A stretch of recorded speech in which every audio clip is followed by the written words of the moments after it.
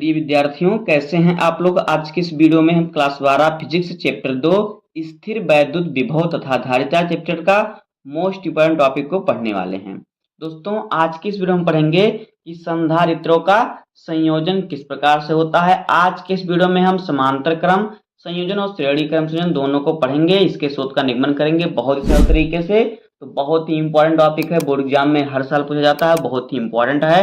5 number का आपका topic है। तो आज की वीडियो में आपका 10 नंबर कन्फर्म होने वाला है, तो वीडियो को लास्ट तक देखिएगा। अगर आप वीडियो पर नए हैं तो वीडियो को लाइक कर दीजिए, चैनल पर नए हैं सब्सक्राइब कर दीजिए, बेल आइकन को प्रेस कर दीजिए, क्योंकि बोर्ड एग्जाम के हर सब्जेक्ट का हर इंपॉर्टेंट टॉपिक का वीडियो आपको इस चैनल पर डेली मिलता रहेगा।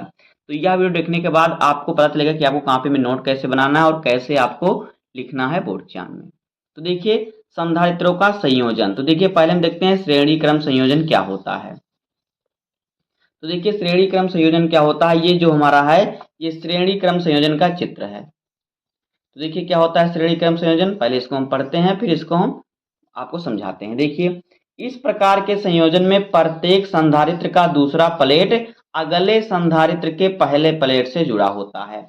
इसमें देखिए 3 संधारित्र बना हुआ है, एक ये हो गया, एक ये और एक ये हो गया।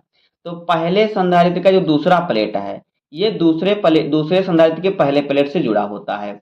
इसी प्रकार से जो दूसरा प्लेट होता है, दूसरा संधारित्र होता है, इसका दूसरा प्लेट तीसरे संधारित्र के पहले प्लेट से जुड़ा होता है। इसी प्रकार से संधारित्र जुड़ते जाते हैं, जितना संधारित्र होता है आप जोड़ सकते हैं।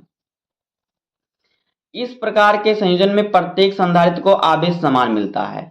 जो इस प्रकार जो श्रेणी क्रम में जुड़े होते हैं संधारित्र, उनको आवेश समान मिलता है, यानी सभी संधारित्रों को आवेश का समान मिलता है। आवेश इस पर नियत रहता है, ना किसी पर कम ना किसी पर ज्यादा। तो आवेश जब नियत रहेगा तो हमें आवेश से कोई मतलब नहीं, क्योंकि आवेश में मालूम आवेश सब पर समान ही है। तो हमने क्यों आवेश ले लिया, तो आवेश सब पर समान ही होता है।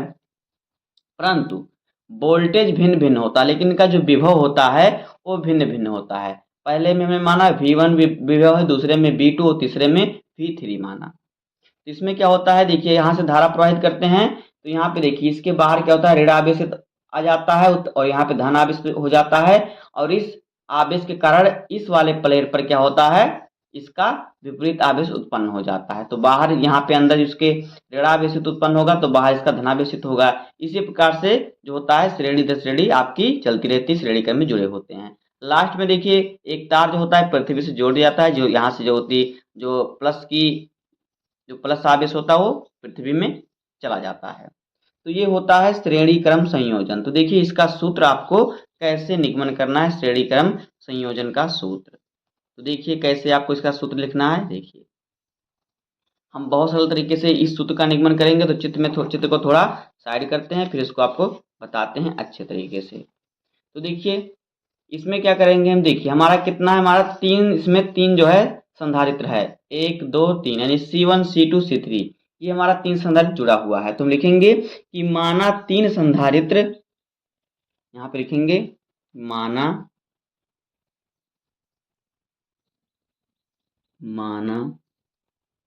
3 संधारित्र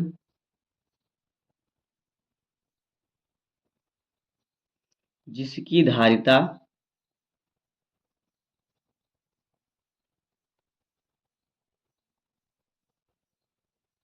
धारिता क्या है, C1 C2 व C3 है, जो श्रेणी क्रम में जोड़ा गया है।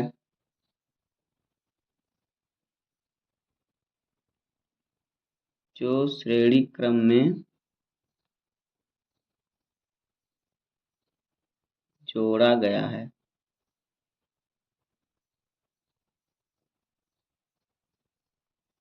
तो देखिए चित्र में आप देखिए, ये हमारा इसमें 3 संधारित्र है और तीनों संधारित्र क्या है, श्रेणी क्रम में जुड़ा हुआ है। C1 C2 C3 ये किसमें, ये श्रेणी क्रम में जुड़े हुए हैं।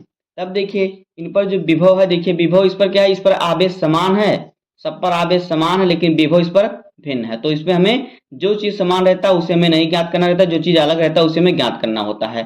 तो विभव यहाँ पर समान नहीं, विभव असमान है, तो हम विभव को यहाँ पे ज्ञात करेंगे। तो देखिए इसका कुल विभव क्या हो जाएगा। देखिए तो इसमें हमारा संधारित्र है, तीनों संधारित्र के विभव देखिए क्या हो जाएगा। तब देखिए तब कुल विभव। तो कुल विभव क्या होगा, V बराबर V1 plus V2 plus V3, यानी हम तीनों को जोड़ देंगे तो हमारा कुल विभव निकल जाएगा। तीनों का विभव हम जोड़ देंगे तो पूरे संधारित्र में जितने विभव है हमारा इसका विभव निकल जाएगा। तो देखिए हमारा सूत्र होता है संधारित्र की धारिता का, जो सूत्र होता है हमारा क्या होता है, देखिए इसे हम मान लेते हैं समीकरण 1 मान लेते हैं इसे हम। तो देखिए धारिता का सूत्र क्या होता है, धारिता C बराबर हमारा सूत्र होता है Q अपान V। अब यहाँ से अगर हम V का मान ज्ञात करेंगे तो देखिए हमारा क्या हो जाएगा, यहाँ से अगर हम V का मान ज्ञात करेंगे तो देखिए V इधर आ जाएगा हमारा, और जो C हमारा है इसके नीचे चला जाएगा तो हो जाएगा Q अपान C, ये हमारा हो जाएगा। तो इस प्रकार से हम क्या करेंगे, इस तीनों संधारित्र का जो है विभव निकाल लेंगे। तो ये निकालते हैं। तो देखिए पहले वाले का अगर हम V1 का निकालेंगे तो देखिए हमारा क्या हो जाएगा, तो यहाँ पे अगर हम V1 का निकालेंगे, V1 का अगर हम पहले का निकालेंगे तो हमारा देखिए क्या हो जाएगा, इस पर आवेश क्या है, समान है, तो आवेश समान, तो आवेश हमारा Q रहेगा, और फिर आवेश Q रहेगा, और फिर क्या है, ये क्या, इसकी धारिता क्या है, C1 है, तो यहाँ पे हो जाएगा C1। V2 का निकालेंगे, इसका जो है विभव निकालेंगे तो क्या हो जाएगा, देखिए V2 बराबर हो जाएगा Q बटे C2। इसी प्रकार से निकालेंगे हम V3 का, तो V3 बराबर हो जाएगा Q बटे C3। इस प्रकार से हमारा ये हो जाएगा। अब देखिए हम क्या करेंगे, अब देखिए V1, V2 और V3 का मान समीकरण 1 में रखने पर, तो यहाँ पे हम लिखेंगे कि अब V1, V2 व V3 का मान समीकरण 1 में रखने पर, समीकरण 1 में रखने पर, तो इस समीकरण में हम क्या करेंगे, इस समीकरण में हम V1, V2 और V3 का मान रखेंगे। तो समीकरण हमारा क्या है, पहले समीकरण को लिख लेते हैं फिर मान लिख देते हैं।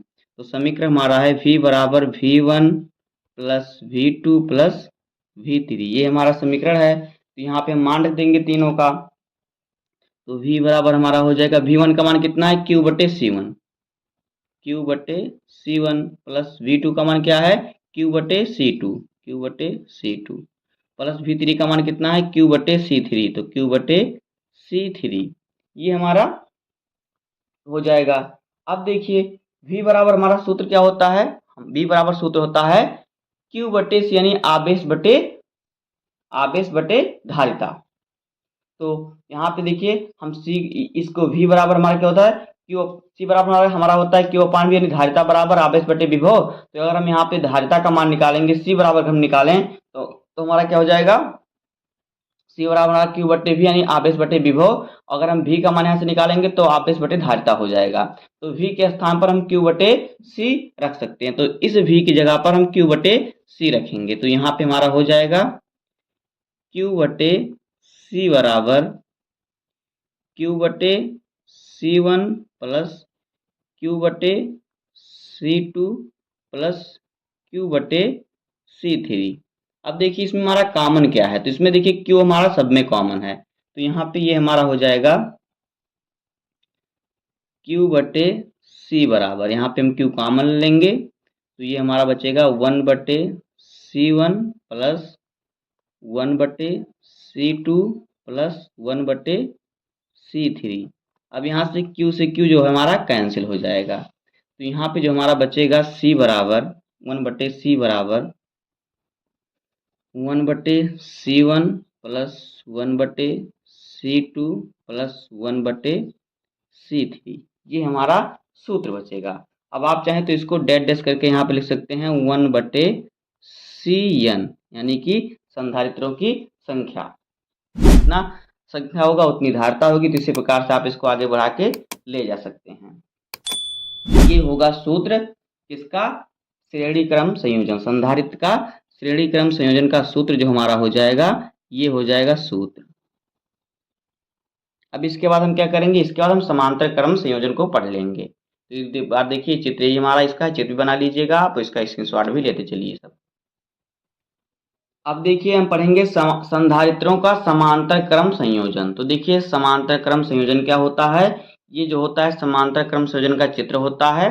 तो अभी हम इसी चित्र के अनुसार इसको समझेंगे। तो देखिए पहले पढ़ते हैं फिर समझते चलते हैं हम। तो देखिए इस प्रकार के संयोजन में प्रत्येक संधारित्र का पहला प्लेट किसी एक बिंदु से और दूसरा प्लेट किसी एक बिंदु से जुड़ा होता है। यानी जो समांतर क्रम संयोजन होता है इसमें क्या होता है, देखिए एक प्लेट यानी कि एक प्लेट हर जितने भी संधारित्र होंगे प्रत्येक संधारित्र का कह रहा है, देखिए प्रत्येक संधारित्र का पहला प्लेट किसी एक बिंदु से व दूसरा प्लेट किसी एक बिंदु से जुड़ा होता है। तो यहाँ पे देखिए हमें एक दो तीन, हमें तीन संधारित्र हमने लिया है। एक का जो धारिता है C1, दूसरे का C2, तीसरे का C3। तो देखिए इस तीनों संधारित्र का जो पहला प्लेट है एक बिंदु से जुड़ा हुआ है, बाकी दूसरा प्लेट जो है वो एक बिंदु से जुड़ा हुआ है, वो ये पृथ्वी में यहाँ पे आ गया है, इसको पृथ्वी से जोड़ दिया गया है। तो ये है क्या, समांतर क्रम संयोजन का चित्र। आगे देखिए, आगे इसमें देखिए तो क्या होगा, देखिए इस प्रकार के संयोजन में प्रत्येक संधारित्र का वोल्टेज क्या होता है, समान होता है, परंतु आवेश भिन्न भिन्न होता है। तो देखिए हमने जब श्रेणी क्रम पढ़ा तो उसमें हमारा क्या था, उसमें हमारा जो था आवेश समान था लेकिन वोल्टेज आवेश समान था लेकिन वोल्टेज भिन्न भिन्न था।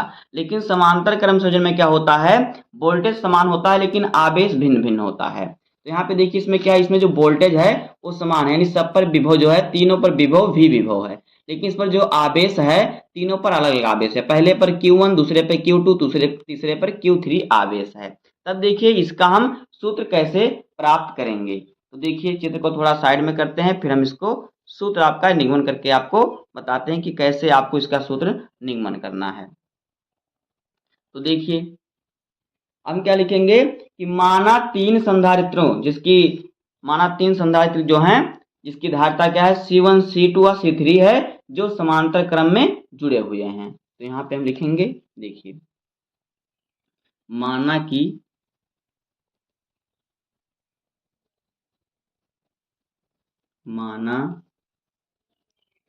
तीन संधारित्र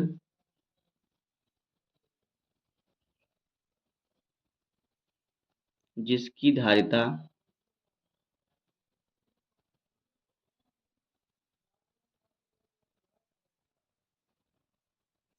धारिता क्या है C1 plus C2 plus C3 है।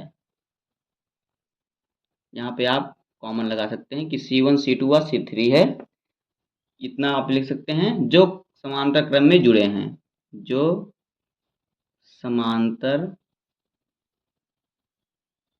क्रम में जुड़े हुए हैं।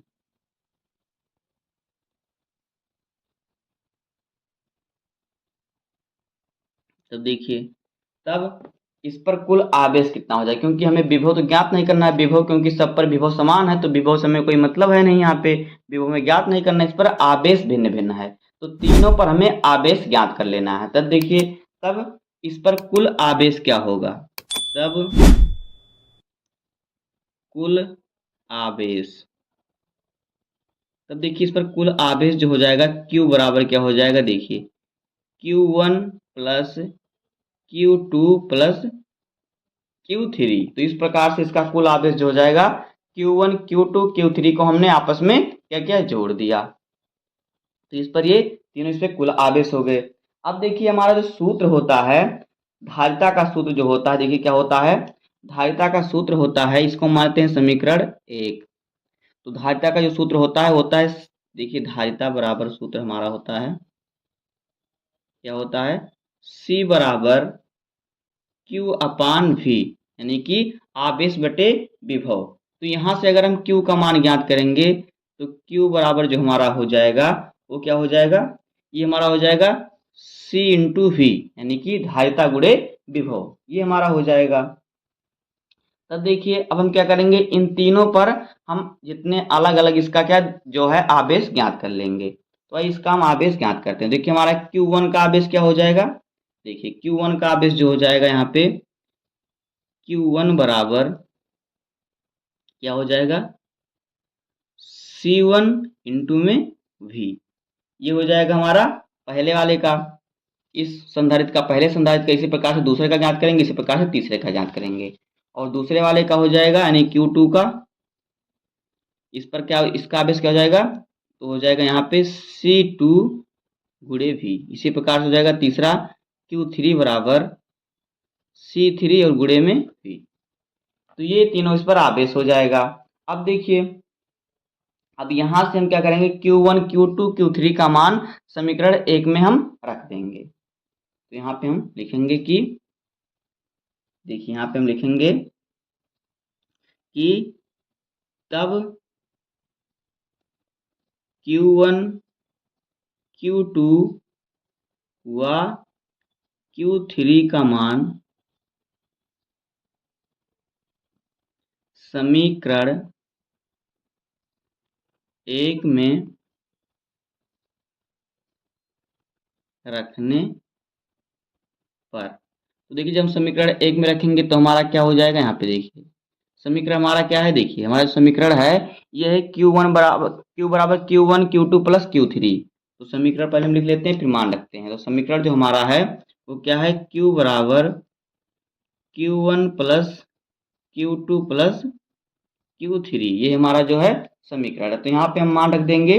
तो Q बराबर हमारा हो जाएगा, Q1 का मान कितना है, तो Q1 का मान है C1 गुणे में V, तो C1 into V plus Q2 का मान है C2 into V plus Q3 का मान क्या है C3 इंटू V।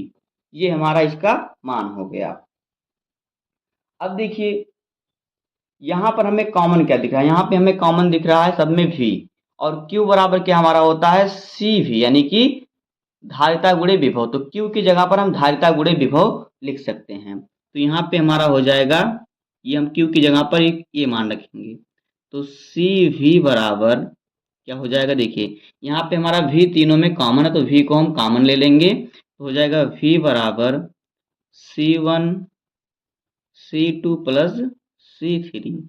अब देखिए यहाँ V से भी हमारा कैंसिल हो जाएगा। तो यहाँ पे हमारा C बराबर बचेगा C1 plus C2 plus C3। तो ये हमारा बचेगा जो है समांतर क्रम का जो हो जाएगा ये सूत्र हो जाएगा।